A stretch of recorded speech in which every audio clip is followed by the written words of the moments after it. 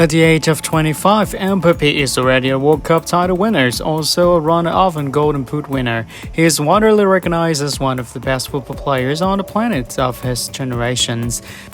And of course, the story about Kylian Mbappe's future has received a lot of attention.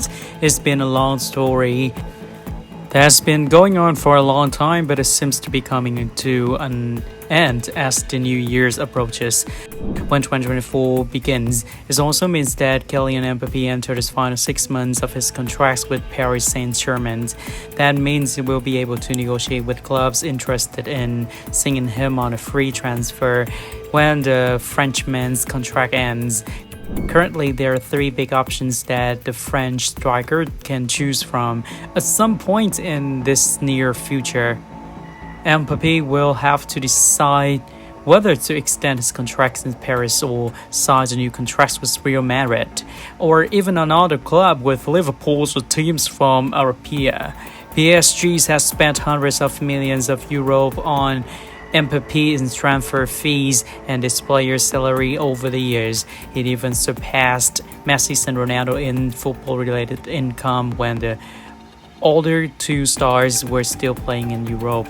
Obviously, a player who has won the World Cup and scored a hat-trick in another World Cup final is still a valuable asset to this team. However, the recent tense relationship between Mbappe and coach Luis Enrique could be an obstacle for the rich Frenchman in the process of convincing Mbappe to sign an extension. Not to mention that PSG's futures projects cannot satisfy Mbappe, who really wants to win the Champions League once. In addition to PSG's talking to Mbappe about a new extension, Real Madrid is the next name that wants to talk to him the most. According to many sources, Los Blancos' interest in Mbappe has never disappeared.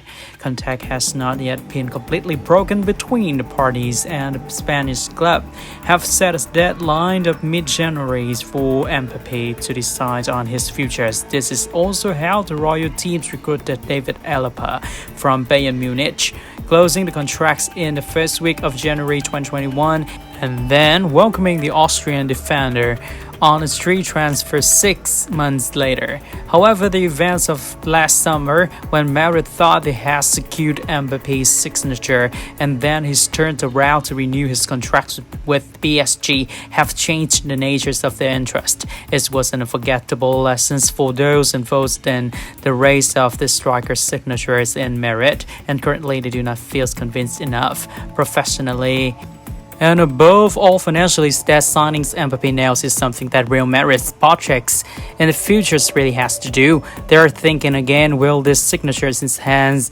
the club's positions or will it destroy existing achievements? The next questions to ask is, while Jude Bellingham settled in quickly and integrated very well into the cultures and identity in Madrid after his move last summer, will Mbappe do the same? Real Madrid will not be able to give Mbappe the power he has at Real because it is common sense that his team does not lack stars and personalities. Most of all, does Mbappe want to share the stage with Jude Bellingham, who expects us to become a new symbol at the Bernabeu? It sounds like the answer is no.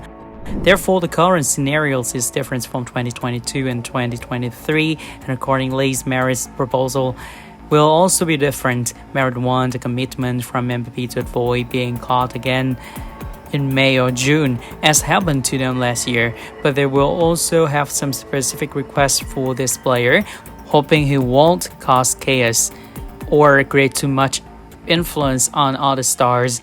And you now, do you really have Mbappe joining Real Madrid?